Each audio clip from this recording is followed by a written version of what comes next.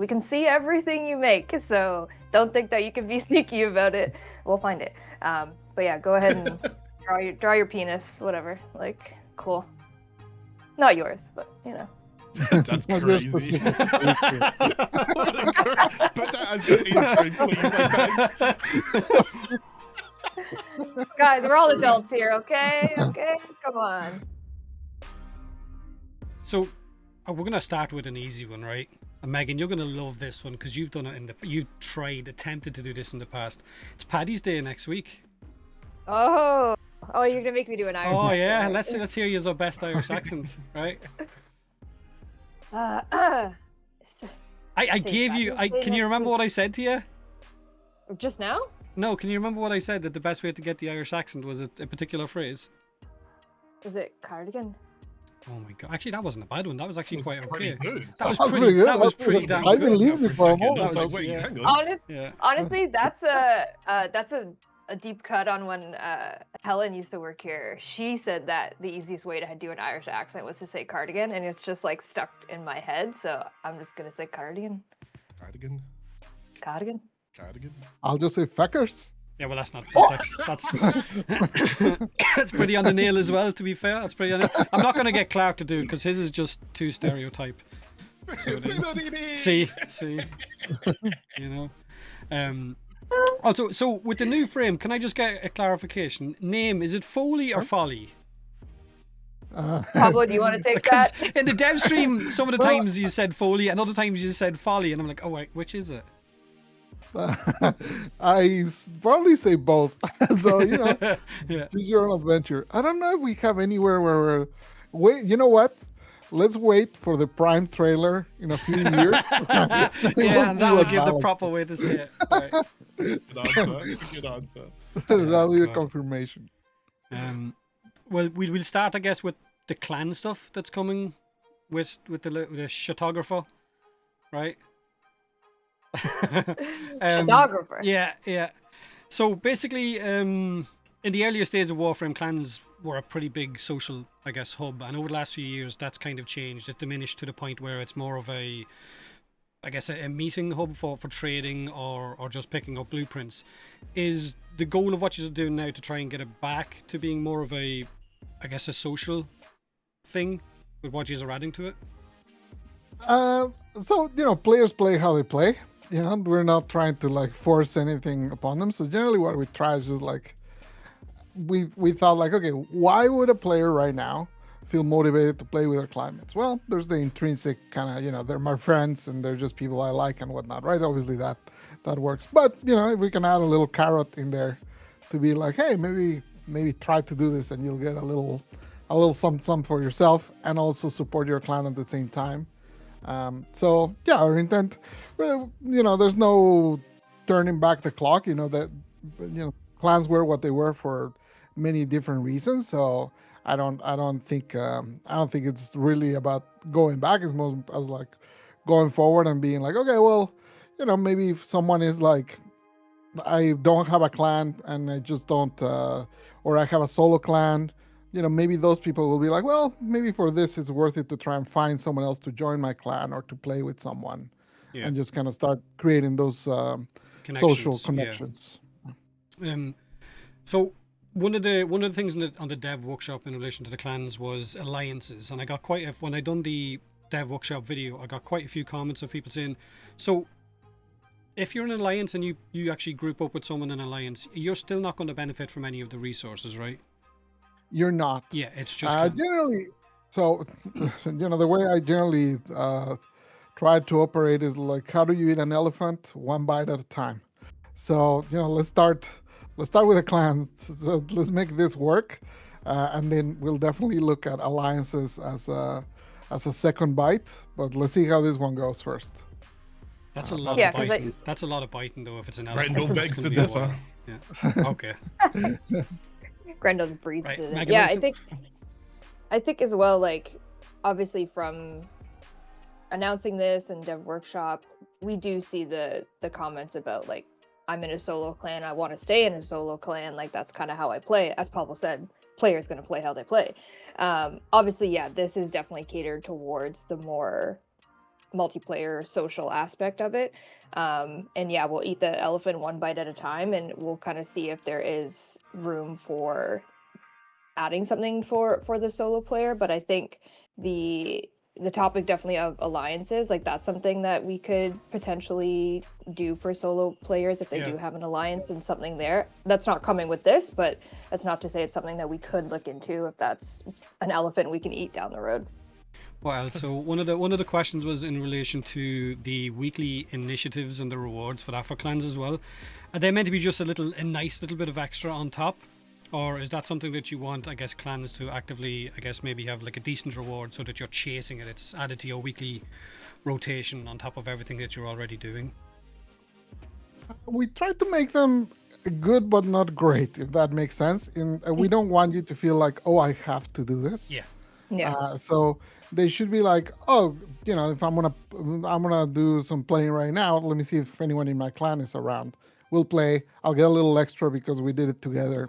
The end. That's kind of the hope for this, rather than something that you're like, oh no, I'm gonna miss it this week. Where am I gonna get a clan mate? No one's online. What am I? We don't want you to go into that kind of territory of feeling worried about missing out on it. So you saw the ones we had, for example, there, which we didn't even plan. Those were random. So for example, that week, I think the one we showed on stream had like 2 entries for Cuba, which it's random, as with most of the things we do. There's some weeks you'll get some juicier stuff, some weeks you'll get some plainer stuff. Maybe 1 week there'll be Endo, and a veteran like yourself won't care at all because you have 100 billion thousand Endo. But for someone that in the middle of the game that still has a lot of prime mods to upgrade or whatever, they'll be more incentivized to do that. But we are aiming for that kind of middle ground. Like, we wouldn't put Tau Forge shards in there, for example, because we don't want you to be like, I have to do this. That's essentially what we're trying to avoid. Do you happen to know how many missions or so forth you're gonna? I never thought about it until now, so forgive me, I'm freestyling this, but there's incentivized rewards, and then we gotta go and complete X amount of missions. Would that scale differently with different missions or different time spent? So, because like if I did survival and I did like 5-minute survival, it might take longer for me to go and get the maximum reward, whereas if I just did 3 other clanmates and we spammed captures, like, have you thought about that, or is that something that's not included? It'd be kind of crazy if I hadn't thought about that as it's coming up. Right. But yeah, so it is based on resources. So it's like as you get resources and those get shared to your clan, you get points based on the resource. Different resources give you different points, because obviously some resources you're gonna get like a bajillion per hour, and some you're gonna get rarely, right? So depending on that, it scales. So we are trying to normalize so that basically almost every region is in the ballpark, but how much variety there is in Warframe, and how much there's way too many factors to really make it. So if you want to super optimize it, you can probably speed this up quite a bit. But most normally, the best bet is just to play, if you can, in a squad with 4 clanmates, because that increases the percentage that gets donated and the points go faster. And then basically that's your best bet. And every week there's a bonus region, which gives double the resources. So that means double the points. So you're kind of encouraged to move around, because we knew, obviously, I think even with the double, I'm sure people will find the best cave loot to do this in 15 minutes, right? Like, they'll find it. They'll bring their Necros and they'll do, we don't do cave loot caves anymore. No, they're a thing of the past. They're a thing of the past, right? Does that include things like fishing and mining as well? All of that stuff is also included. Honestly, I don't know if those are included, because it basically is based on, well, it mostly is based on things that you can actually use for your clan and dojo. Mostly, because there are a few regions that we had to include, even though you will get resources for your vault that will be useless for now. Our plan is to make them more useful later. So, as an example, we're releasing some clan decorations right now, and we're adding to those resources we've never used before, on dojos anyways. So things that you would have never had any need for on your vault, now they'll be useful for these new decorations, and that way we can start making it so wherever you go in the star chart, your clan can benefit from that. for your clan itself, they get the rewards from anyone playing, and it's just basically extra resources for your vault that you can then use for research, building, whatever.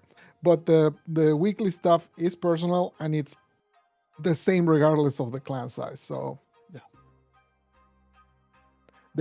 we did want to avoid any incentives to be like, oh, I'm in a 100-person clan, maybe I should leave for a 10-person Yeah, clan just to make this that's faster, one of the you know? questions was basically, does any of these rewards matter depending on the size of the clan? Am I going to be better off downsizing my clan or that type of thing, you know? So moving on to, I guess, Folly or Foley. Where did her theme come from? Because in the past, Megan, you and Rebecca have said that some of the guys at DE will have been working on designing a frame for quite a while, say like with Temple and that. So where did the theme come with her? And was it always a kind of creepy vibe, or did you decide along the way to just kind of lean into that? Yeah, so this is actually a 2-year-old concept pitch from Skyers. He came up with, I mean, shouldn't have the name Foley, obviously, 2 years ago, but he had the idea 2 years ago, and it was kind of like we always say this, but it's like right time, right place, and it was like, love it, not yet, love it, not yet, and then when we decided to let's play around with this, I think the original designs, it was much more clown, I think. Now she's obviously more like ink and paint, and it kind of went that. She does still have a little bit of that, creepy clown, I would say, but it's definitely leaned more towards the painter. But from an aesthetic point of view, she always did have kind of the makeup that she has currently. We added more of the like drippy ink and the balloons and stuff, and made her kind of that way. But in terms of abilities, Pablo, I don't even know how you started with that and where we got to. Well, she had the balloon from like the original sketch. So she was always like our like working term was the ink clown one, and it was that's the way it stayed for a long time. Then once I started working on the design, I mean, I always try to find like something that excites me, which generally means something that scares most people. In this case, her too. So, like I had the ultimate with the balloons was like kind of obvious with having her having the balloon to begin with, and we were going to include that into a lot of her idols and stuff. So that part was kind of easy. Then once I started going into more like, okay, what can we do with someone that paints, with an artist? And then I started going into the crazy idea for her too. That's when it all kind of started to come together. There's a lot of people going, oh, you're just basically giving her dev kit. That's basically it. Is there anywhere along the process where you were looking at going, oh no, this is too much. I've opened a can of worms here, and this is just way too powerful? In many directions, many people begged me to stop on this one. That's one of the people were crying uncle at some point. I mean, please, no more. Was there one thing that was really overtuned that you had to take out, but you could tell us right now? Because like it's never gonna make it. Not so. Really, the problems were not so much overtuned. Like it's more that we had a few things that consumed too much memory and were only useful in very specific cases. Like for example, I used to have she could drop a turret, and it was just fun to drop one of those turrets in the middle of nowhere and just mount it up and start shooting everyone. So it wasn't that it was overpowered, but it was kind of awkward to use because those things are kind of awkward to use, even though we updated the animations just for this to try and make them a little smoother. But they took a lot of memory. They were awkward to use, and it was like, okay, well, we cannot do this. The other one I wanted to use was what are they called? The Drachneer or something like that. It's called the vehicles in PoE. Yeah, the ones that you get on and you start flying around. Yeah. So that's one that she could use before, and again, that one consumed too much memory, and memory is generally a limitation in a lot of our platforms. So, that one, and obviously the use of that is pretty limited, right? Because it's like, well, you can mount it in PoE and in any open world and just fly around, but it's like, you're gonna use to get our maps and stuff. Literally. As you do. And then you recently took out the buff and the infinite RPG rounds as well. Oh my god! That's because that was performance I issues didn't take it out. That was perf. Don't look at me. That was the performance team that was like, yep, this cannot exist. It really wasn't the RPG the problem. I did see a few people being like, well, just block the RPG, but it wasn't really the RPG that was the problem. It was other weapons that could do it, like even the basically anything that creates a lot of projectiles just went crazy with this and just dropped the frame rate like crazy. So that was multi-shot arcane as well, where you can create even more projectiles, so it could get silly. Yeah, basically any end game weapon, that you have like a lot of projectiles or projectiles that last longer, anything that embeds into walls or into characters, anything like that, or anything that has really large explosions. I think Bubonico was a big problem. A lot of those were like you could like tank someone else's frame rate like crazy with that. So sounds great. Trolling other people. Have you fully thought through the sketchbook? Or how you said you have contingencies in place, but you know that some people lack restraint, and even though they know that if you do something you're not supposed to do, you're going to get banned.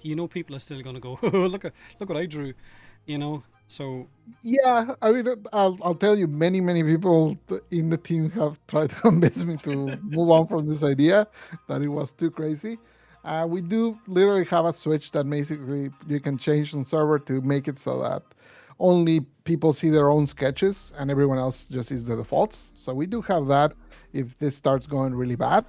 My hope is that, right now, if you look at decorations, if you look at any fan art, look at any things like that, I think we have a really sound community that it doesn't tend towards that. At the end of the day, I don't know if I should say this. Maybe Megan will tell me that it's true. But it's like, okay, we're fine if someone draws a penis. I mean, we make penis jokes in the dev stream all the time, but it's a it's a swastika where we draw it to the point where we're like, okay, now you're getting banned, right? So for us, it's like, we're counting on the community to kind of help us root out anyone that uses it to those sorts of extents where it's like a hatred thing. If it's like a giggle thing with someone making some boobs, like, I don't think anyone cares, right? But that's kind of how I feel about it anyways. With it, for a couple consoles, we're shipping it with the flag turned on, where it's basically only you see your own drawings, no one else sees them. So, because that's just safer, right?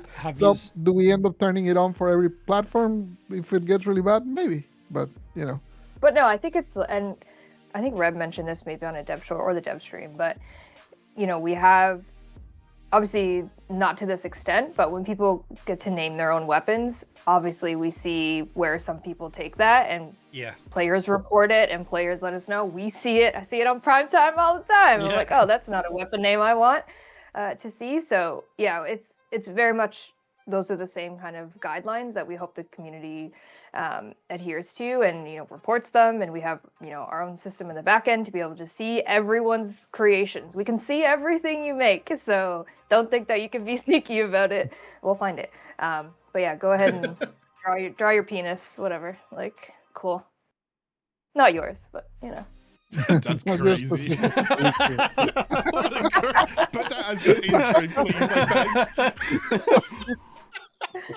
Guys, we're all adults here, okay? How much of a headache was it? It's a rated R game. Yeah, to balance the hazards that you're able to spawn in, like the exploding barrels and all that, because are they scaling off enemy health, is it? Yeah, so basically that's how hazards work in general. So that we changed that, I don't know when, we changed it with the Entrati update. Yeah. They used to do like no damage, so with the Entrati update we went and updated all hazards to be based on percentage of enemies. So they are extremely powerful. There's no doubt about that. When you say how balanced it is, well, there's many ways to get, right now in Warframe you can get Bolt to just press 4 and everything in the room dies in steel pad. So it's not so it kind of really depends on where you're talking.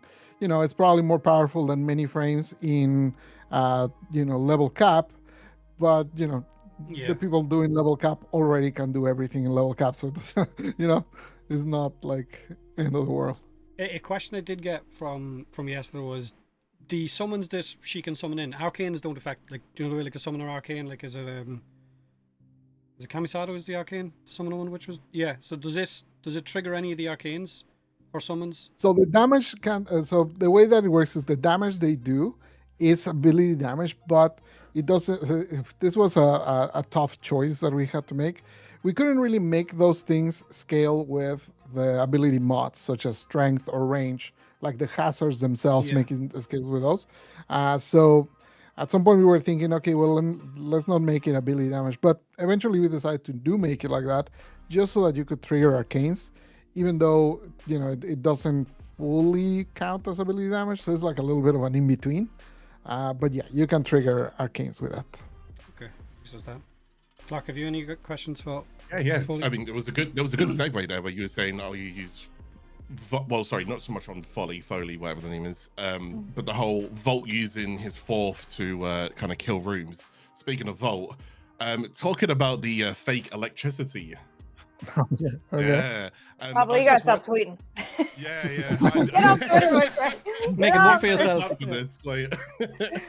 Everybody needs to get off Twitter. It was really interesting. It was a good insight as to how coding worked in the past, as how coding works now. And I was also wondering, not to put you on the spot, I don't expect an answer here, but is there anything else in the game that is also coded as like a fake interpretation? It doesn't have to be status related, but was there something else that's like, oh, this doesn't quite work exactly how you think it works? Oh, to that question, yeah, many things that surprised me to this day. But specifically for that one, I had forgotten, and someone in the tweet actually mentioned it. And I was like, oh, right, the disarm, radiation disarm, that augment doesn't actually do radiation, I don't think. Or one of them doesn't do radiation. It just flips the faction of enemies around, which is what radiation does, but it's not actual radiation. So in theory, you couldn't proc the arcane that drops the orbs, for example. Yeah. Oh, interesting. Okay. Yeah, and a lot of those are decisions based on the fact that the statuses don't scale. Especially at that time, we didn't even do status duration scales dynamically, and now we do it more often, so it's less. Now it would be less of a problem. But basically that's why those are not real statuses and they're just the fake ones. But we do avoid that now. Is her third ability still her subsume? You had said that that's what it was at the time, but that could still change maybe to her first. Literally, we've been going back and forth on this so much. The struggle with the third is so the way that the effigy, the self-portrait that you create is made, we couldn't make it use your current Warframe. I don't know if you saw, but I posted also on Twitter. Also something that Megan will say I shouldn't have tweeted, an image of how it looks that I rule with a different. So it basically just totally deforms the character because of some cloth setups that we have, because Folly has so much cloth that it just has special stuff. So because of that, when you're Ash and you create a self-portrait and Folly comes out, that just kind of rubs me the wrong way. Yeah. So because of that, I was very stubborn that I kind of didn't love that. But we're very back and forth because a lot of designers working on it do prefer the third one over the first one for the Subsume. So I reserve the right to change my mind until the last day. Last minute, He'll tweet it. He'll tweet it out. Don't worry. You tweet it out last minute, yeah. So that means that people aren't necessarily going to have. We were chatting about that yesterday, so people aren't going to have 30 foot tall ember skins or Valkyrie skins standing beside them. No. Yeah. Also, so sorry. that part, the technical team already told me like we just cannot do so, or at least not without code. So unfortunately, if we do keep it the 3, it's always going to create a Folly no matter what character you're using, which is unfortunate. And also that means that Folly has to be in memory at all times. So that means also more RAM and stuff. So I'm not like do I want that? I don't know. Oh, I don't know if we've mentioned this. My brain is not working, but going back to Foley's sketchbook for 2 seconds, if you don't, because as Pablo mentioned, for some platforms we just have to turn it off so that you don't see people's sketches. But if you're on a platform where you can see other people's sketches and you don't want to, you just want to see the defaults. If you use creator mode, that setting, you will only see Your own. the defaults. Okay. You'll see yours, but you won't see everyone else's. So if everyone's drawing penises, you won't see it. If that's your vibe. So don't enable it. Get out of here. I was just going to say, because whilst we're on the topic of Folly, it was mentioned, and we normally do look forward to 4 brand new augments coming by at the beginning of the year, Q1, Q2, wherever it may be. But because her kit has been so overloaded and there's a lot of creativity, and I appreciate all of it, I was kind of wondering, is there any chance you could shed some light on who the next 4 augments could have been for? You don't have to say what they are, but who could they have been for? I'll split in 2 parts. I wouldn't. Wait, are you going to spoil anything? Are you about to spoil anything? Folly is not entirely to blame. Also, the fact that we had to do above and rework in the middle of an update, like it wasn't even on an update, it was in the middle. So obviously that meant that the people that usually do anything related to abilities and stuff were more than occupied. So don't blame Folly entirely. It's also because we decided to do that rework in the middle of in a mid update. I don't even know what to call those. But I won't tell you the 4th because they are the 4 that we'll release next, right? So it will, we'll want to announce them in a stream at some point. But I can tell you that they are designed and ready to be implemented at some point, and they are for. And I'm just going to leave it blank. I'm just going to leave it blank there. I'm going to beep it all out. I'm just going to big long beep. My cortisol level. Yeah. We'll just edit over that day. Yeah. And we were like, oh wow, you need to make a wow face, Clark, and I'll just beep over it. Thumbnail this. Yeah. How much fun was it to go back to, like with Folly's Hunt, with the quest, or I guess the mode that's coming?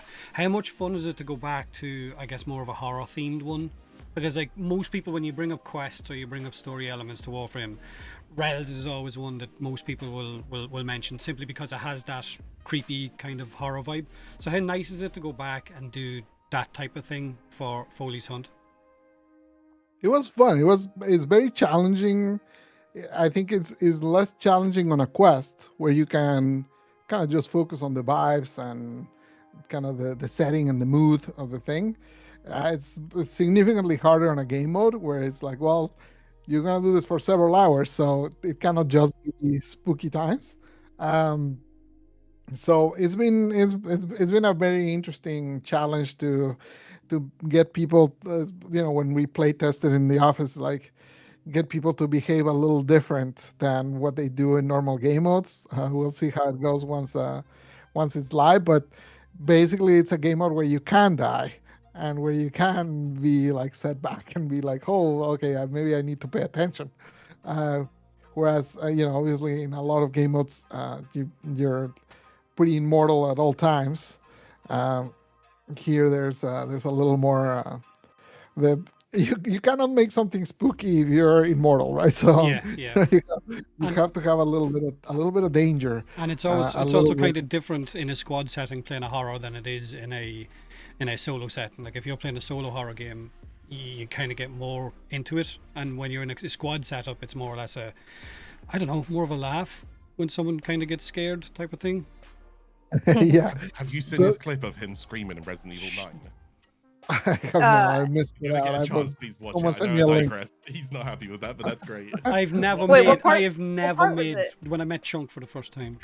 Everyone on YouTube. I have never heard that sound coming out of my voice in my life. I literally went and jumped back and nearly fell. It's worse, but it's way worse than that because it terrified me. I wasn't expecting it. Chunk was a jump scare. I'll give you that. Yeah. No, I think I had the screen paused for a split second when I interacted with the body on the ground, and I went, oh, I think there's something actually over my body, and I thought it was just one of the normal zombies. And when my character stood up and he just appeared, I went, I swear to God, I soiled myself. Yeah, thanks for that, Clark. I could have left that one out. Speaking of Grendel, Grendel Deluxe or Gauss Deluxe? Where are we sitting? You already know. Do I? I'm a Gauss main. Oh, oh. That's And my actually, build. for me, it's Grendel. I love the Yes. tank. The Yeah. tank look is Yeah, same. And the sounds, the fact that the sounds are different and they go in hand in hand with his But new you can setup. have Redline playing the Redline song Does- when you That's use Does the the point. red line song? So do you know when you're like running past someone? Does it go like? It's like does it do that? No, other people can't hear it. It's just Ah, you. But okay. I That would do be like that that. would be So awesome if you could just someone- hear him in the distance getting closer. You know? someone's got to edit that, make that happen. Yeah. Okay, I'll say it. It's his question, but you know how Gauss gets his own music? Oh yeah, there's Grendel. Could Grendel get his own music? I don't think he has a song. Oh, you It's want like him a to big have a song? trumpet, like bum bum bum bum bum. As he's rolling towards you. Bum, bum. Only make it sound like Transformer effect, you know? I'll see what the sound theme thinks. Yeah, I'll Oh, yeah, message I Matt love Chalmers. it. You're not busy, right? I mean, Write that down, Why write that why Vesper Relay? Was that just did you just pick Vesper as a as a kind of nostalgia point to go back to, or No, I mean there is some reasoning that you'll see from Yeah, the like the story. story itself, but essentially, it's a destroyed place. Many people die there. It's I think it does have like it does set itself up quite well for the setting of something spooky. Not to say that it's not exactly this, but it's the oh, you built your house on top of an Indian cemetery. yes. So So with I the don't know what else scaling you with solo and co-op, I'm assuming a lot more enemies and maybe Horde doing a lot more damage to you type of thing with the co-op aspect of running that event, right?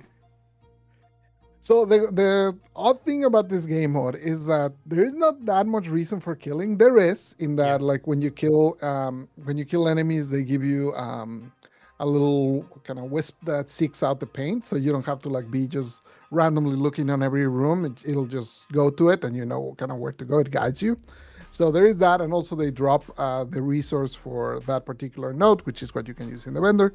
But if I go by what I've seen with a lot of playtesters, especially ones they do it a lot of times, they stop kind of killing and they're just running around. Yeah. So really, the main scaling for like Steel Path is how much damage Folly does, and then for the team, it's just how much paint you have to turn in, because it is about like find the paint, take it to the canvas. So it's about that. So. But we have been working on, on all our playtests, we have been working on making sure that the timing for one player and the timing for 4 players is comparable. Yeah. As for the Adagraph mods, first of all, really cool design. Big fan of it. Wait, what? Now Did you say that correctly? Atragraph. Whoops. there you go. Let's edit that out. Thank you, Tata. No, Redo that's it, going in. I'm redo actually it? going to turn that up. As for the Adagraph mods, No. Along with the other stuff. yeah, just an edit. Do you believe this is a one-off type deal, or is this something that you're seriously considering expanding more into the future, like more mods, more maybe even arcanes or something? I don't know. We've had big thoughts of this for a long time, Yeah. and really what always stopped us is like part of it was the complications, because obviously for anyone that's played NTG or anything like that, generally you get like a brand new card and it's like a rare card, and that's what has the foil. And then you eat it. So in our minds, it was always kind of like that. But if we did that, then you got into trouble with like, well, there's a bunch of versions of Serration and a bunch of versions of different mods. You're not like, how are you gonna? Is this gonna matter for balance? That doesn't make a lot of sense. Are you gonna like? Let's say I give you a new Serration. Are you gonna go and replace it in every single weapon you have? Like that's a pain in the ass. Yeah. So it wasn't until we kind of cracked that part of saying like, no, you apply this to an existing mod, and that way, wherever it's equipped, and it just switches the visuals. And if it's if it's the Archon version, or if it's the normal version, or if it's a Prime version, doesn't matter. You can apply it to all of them. That's kind of when we finally kind of were like, okay, this works. This works well with our existing game, and it's something that can be added as a layer on top. And yeah, our first version was like, let's go get a community artist to do this. But then we looked at a calendar and we're like, let's not do that. Let's do that for the future. Right now, we gotta do it. So because of that, we did it internally. Because obviously with a community artist as good as it might be, you gotta figure out contracts, you gotta do a lot of extra stuff that we just did not have the time for. So, but if this goes well on this version, we would love to do for future versions, go out and say like, okay, now let's pick this other 6 or 7 mods and let's get a community artist to make those, and let's get those other ones. We would love that, but I don't want to promise before we see how this works out on this ones. Yeah, I think also what helped with that is that we saw like how we approach it in terms of, you kind of spoke about this, Pablo, there's different like layers to the actual assets that they drew, and that's how you get that foil effect. So now that we kind of know exactly what we need in order to make these mods, it's easier for us to then go to the artist and be like, okay, this is exactly how we did it. If you can replicate it, great. So it's definitely something we want to explore. And I think I think we could do it for augments. I think we could do it for like get really crazy with it down the line. We'll just see how that works.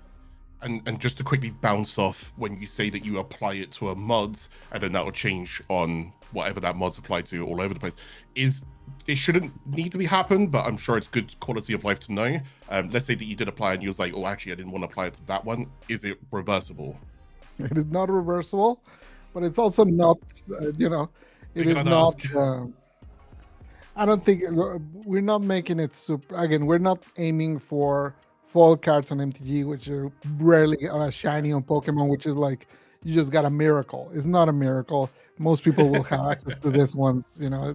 So I think it's a deified version of like, yeah, you can have this, but almost everyone can have them if they want them because they're like in the store for the game mode.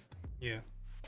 The Shadowgrapher, it's basically the story for that is it's standalone type thing, right? There's no tie-in interconnection kind of thing to Tau or future story or that. It's literally just Folly, isn't it? Yeah, it's not to Tau, but it is. It has some connections to Syndic as well, to particular to the Arbiters. Yeah, it's got some Arbiters of Hexus lore in it. Oh. The last few times we've done these, Rebecca has more or less mentioned roughly, like very vaguely. Like last year, I think we did one, and she mentioned that there was like 3 or 4 Warframes that were currently planned for that year. I'm assuming it's the same this year. You have a, I guess, set for out how many Warframes you're expecting to get out before now and Christmas, right? So it'll be 3 or 4 as well. Yeah, right now we have models designed for all the ones this year. Those are locked in for sure. Who's next in line for a Pablo-styled retouch? I knew it. We did say this at the start. Pablo said it at the start, and that's probably going to be one of them, and it is one of them, right? So I know, I know you can't say. Obviously, it is. There's the sort of thing we announce on a dev stream, so I'll save it for that one. Yeah. At some stage, I'm going to mention Banshee though, right? At some stage. I didn't hear anything. Yeah. Rebecca mentioned that there's 44 Honoria titles coming with this update. But then she also mentioned last night that there's one coming for, is it Gauss and Grendel Prime? She tweeted that out. And that there's future ones for Prime Frames as well. How do you decide what the actual title is? Is it based off the lore of that frame or personality vibes? Or? Chaotic. I think it's a chaotic process of rolling dice, is it? Just flicking a coin. Vibe and sounds cool, and also it's not like too long. I think it's a combination of finding those 3 things. So you'll generally see the narrative designers proposing 10 different options, and then Rebecca will be like, I like that vibe, but let's try more, and then just a little back and forth, and that's kind of how they get to those. Yeah.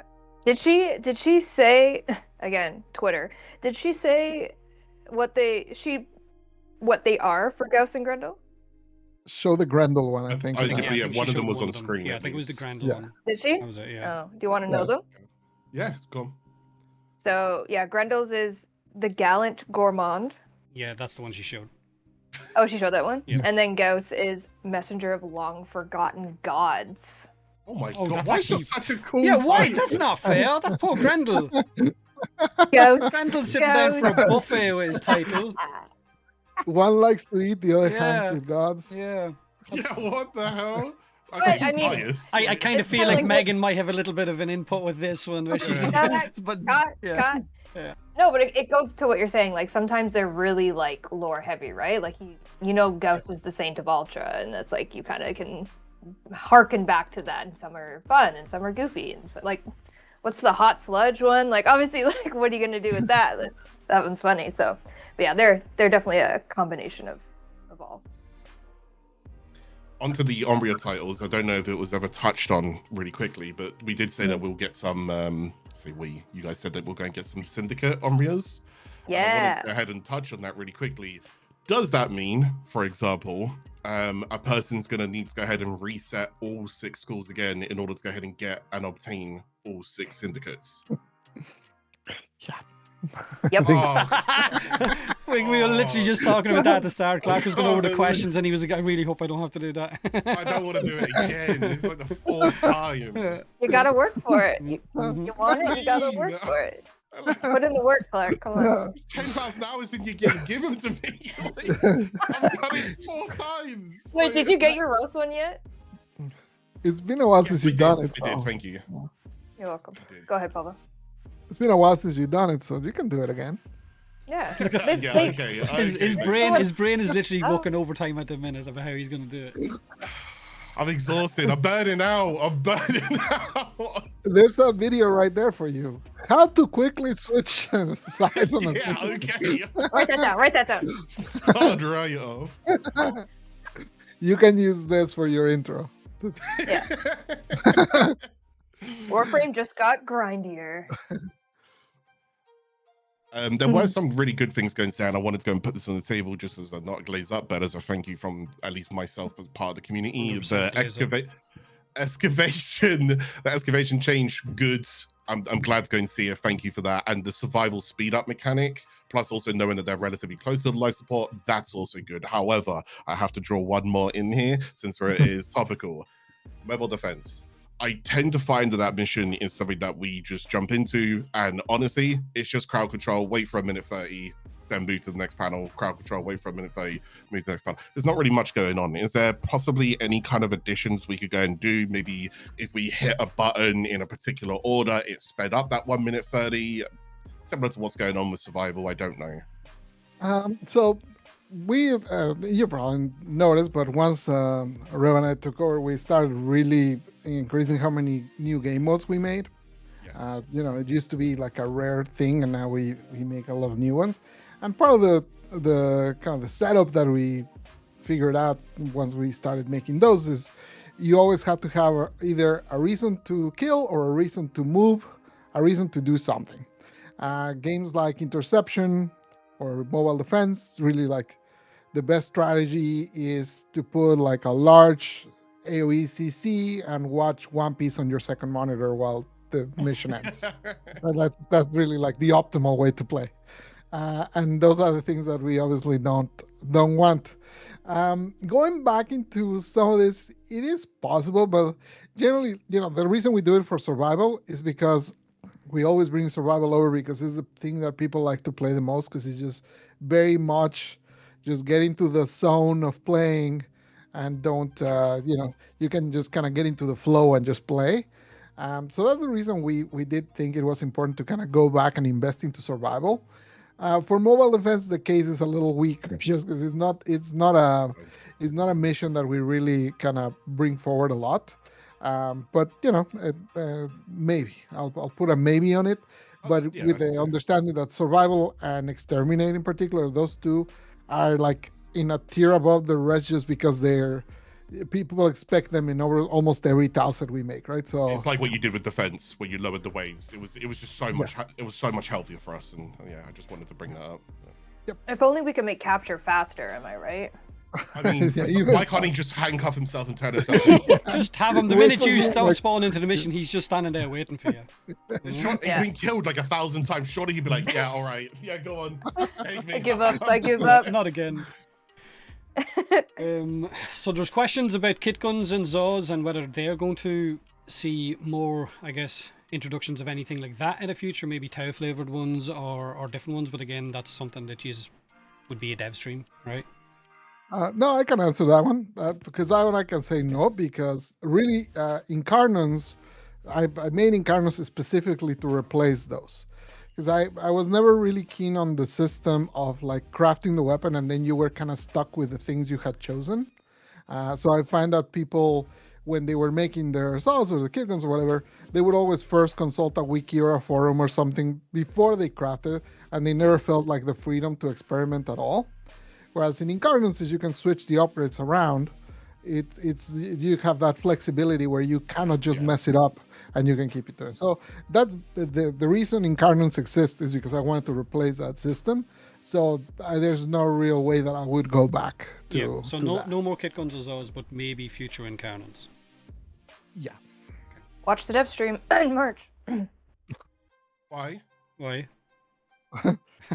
Why? Are great. Go into detail, Megan. You can't just say that. You just want to Why watch it wouldn't you watch? anyways, They're right? awesome. Yeah. Actually, Banshee's the next augment. Did I Stop just that. clip that? So anyway, about Banshee, right?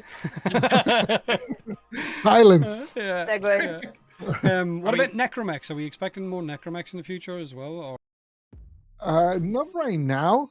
You know, we would have to find a clearer design space for them, like of where do you use them, for us to feel like there's a good reason to invest more in them. You know, and right now it would be tough to add a third one that can overcome the Archiveks. You know, like it's just it. Yeah. This is I don't know if we've ever said this publicly, but I'll say it now because why not? The here we go. The Archiveks, we actually accidentally shipped the wrong numbers. Literally, we needed numbers for TennoCon demo that would kill anything. So we just dialed up the numbers like crazy, and no one ever changed them back. And that's how it shipped, and that's how it exists, and that's why it's crazy. Like it's just totally off the curve of anything else, just because it's so powerful, just because it was never tuned. Obviously, going back right now and nerfing it would be a bit hard on the community. So adding a third one that can compete with that is It's kind impossible, yeah. it is kind of daunting. So that added to the fact that there's not a lot of space to play Necramechs, which is not to say that we cannot add places to use the Necramechs, but there's not that many right now. I just don't think it's not where the effort should be right now anyways. I mean, speaking of third things and not using things whilst we're at it, how's the third Old Mother coming on? Sleeping soundly. She's like a fucking raisin from the waist down. Having a bubble you bath. can put that on your drawing on Foley. I'm telling There you go. I'm telling you, she's just gonna step up and fall over because she's been doing it that long. No, she's hydrated. She's oh, keeping no. hydrated. Don't worry about it. No, she's rusted. Yeah. As if she's anything. Like, How do you keep making kits for Warframes from frame to frame without, I guess, starting to blur between both, where an ability for this frame is quite similar to an ability from an older frame and stuff like that? go on, Megan. Yeah, give me this wax poetic. The first thing is first of all, that does happen, right? Like that. Just let's be clear that does happen. Even like if you look at the very first frames, you know, the Frost Swan and Ember 1, you know, they're essentially on Bolts 1. They're essentially the same thing. You just swap the status. So you know, we're not like super obsessed with avoiding like nothing can look like something else because we have 250 abilities or something. So you know, it's kind of impossible. Really what we're looking for when making a kit is first something that excites us, right? Because at the end of the day, you know, I've been making this game for 13 years. I need to get excited, otherwise, how am I gonna? You know, it is important that I get excited about making the thing. So first we gotta find that thing that kind of gets us pumped to do it, and then after that, like the powers that kind of complement whatever was that kind of base idea that got us excited. You know, it's fine if, for example, Folly essentially has a teleport, which obviously we've done teleports before. That's not a new thing. you got a twist to it, right? You can teleport to the roof. It's not like the newest thing in the world, but it is different. And she gives you invulnerability, and she clears the status. So that plus the fact that it's less energy makes it feel different enough from other teleports. But at the end of the day, it is a teleport. So that's a fair thing to say, that it is close to something else, but hopefully within her kit, it feels different. And that's kind of what we generally are aiming for in terms of like having enough differentiation between the frames. I don't think, obviously some will be like, we did Uriel, and people were like, oh, Ember's dead because they both have fire, but yeah. But obviously they play very, very differently, and that's really all that we. That's like the key thing that we look for is like, do they feel different when you're playing them, and that's. So players have noticed over time that a lot of the newer frames and reworks can pretty much do almost everything. They can either nuke, they can survive, they've got sustain, and they've pretty much a jack of all trades. Whereas a lot of the older frames had a little bit of a weakness attached to them in terms of whether they weren't as tanky, they were much harder to sustain. Is there any is there any reasoning going in that direction, where a lot of the newer frames are a jack of all trades and you don't have to build around a specific weakness? Yeah, I think so. I don't know that I would say weakness. It's more like they were specialized in things. So very older frames like Trinity, for example. I remember the days when it was great to have a Trinity in your team because she would provide energy for everyone and healing for everyone. And then we released Arcane Energize, and all of a sudden Trinity didn't matter that much, and you could put Sanuric, and all of a sudden you didn't need Trinity that much. And similar things happened with CC frames, where now everyone has CC all the time. If you look around, all enemies are always on fire or electrified or blinded. So why would you need a large CC frame when Ember can set an entire room on fire and now they're CC'd? So what do you care about a CC frame, right? So I think it's more like those specializations kind of lost their place as the game got more horde shooter and less shooter. They kind of lost their room there. Is it a good or a bad thing? I mean, I think the game is less tactical than it used to be, but it's more fun. That's my opinion. Obviously, I'm the designer, so obviously I want to think that. But that is kind of how I fall into it. I think at one point in the history of the game, you would want to have a frame that helped you with sustain.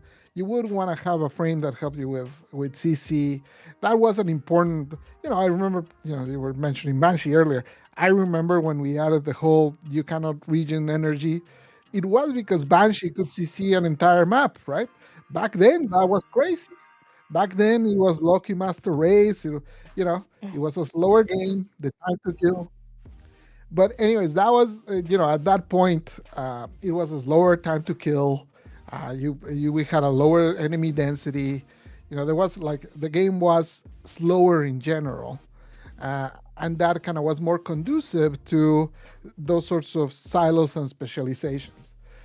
And over time, when we started kind of doing away with that, and part of it is definitely my fault. Like I remember after, for example, Nidus, who could be self-sustaining in both health and energy, was kind of one of the first times we started doing that, where it was like, okay, this guy doesn't need Trinity because he can do it himself. So that sort of independence helped quite a bit with being like, okay, well, now you can start doing teams that don't need that sustain, and you have more flexibility on the things that you have to pick, especially since a lot of our player base is public matchmaking or even solo. Anything that kind of relied on those sorts of team structures, it just didn't really work out as well, right? So anyways, that's kind of how we started drifting towards that. I'm happy with where it is in terms of it is chaotic, it is fun, but pretty much any frame that you pick, you're gonna be fine. And since diversity is one of our pillars, that is important, that you don't feel like, oh shit, I brought the wrong frame to this. I should have, because this other person brought, hopefully it gives you more more liberty on that to just play the game you want to play. Well, I mean, the Power Fantasy is up there, and so is the player count. So it's obviously there for a reason, right? All right, and that's our segue out. Have a wonderful day. Plans for a bigger TennoCon? A big like this year? No, just in the future, more in attendance. I know it's an easier said than done type topic, and we've spoken about it a few times before with Zach and Beth and so forth. But I know there was a few people in my community who were trying to go and buy tickets, and they just sell out like hotcakes. They're so fast.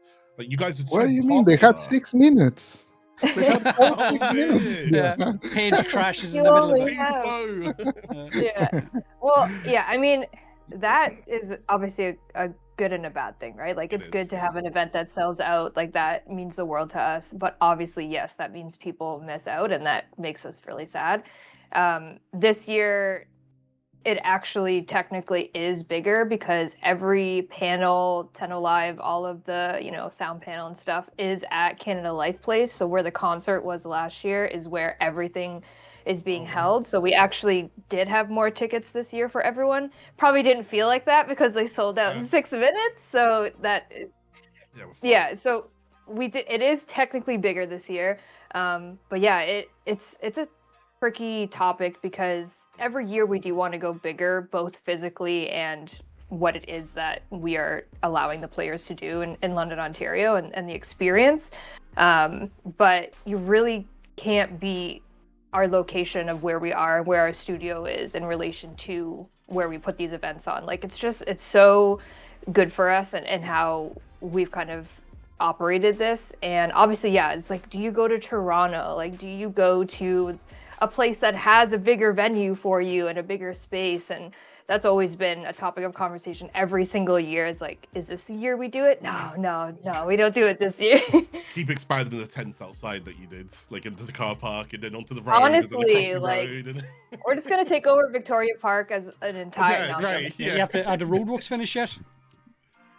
Okay, literally, they opened it back up. We're like, wow, this is amazing. They did a half-ass patch job on the road, and then a sign just went up saying it's going back under construction from March 16th until July. Can't make it up. You can't make it up. Literally went there when my wife last year was like, wait, was there not these roadworks last year? And I go, yeah. And now I'm going to go again. If I go, and she'll be like, wait, were these not for the last 2 years? I'm like, yeah, Canadians just don't book. Hey, relax. That's so I meant in construction, right? No, but I think like yes, we do want to go bigger.